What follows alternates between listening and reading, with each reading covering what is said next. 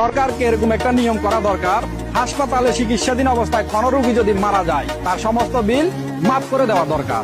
এতে করে ফায়দা কি হবে? ডাক্তার রোগীকে বাঁচিয়ে রাখার আপ্রাণ চেষ্টা চালিয়ে যাবে। আর ডাক্তারের সকল চেষ্টার পরে রোগী যদি মারা যায় তাহলে ৯-৬ করে আইসিইউর বাহানা দিয়ে টাকা কামানোর নাটক সমস্ত প্রাইভেট হসপিটালে বন্ধ হয়ে যাবে। এটা আমার মত। যদি আপনি একমত হয়ে থাকেন আমার সাথে, ভিডিওটা লাইক, কমেন্ট, শেয়ার করে আগে বাড়ান। সরকারকে এরকম একটা নিয়ম করা দরকার, হাসপাতালে চিকিৎসাধীন অবস্থায় কোনো রোগী যদি মারা যায় তার সমস্ত বিল মাফ করে দেওয়া দরকার। এতে করে ফায়দা কি হবে?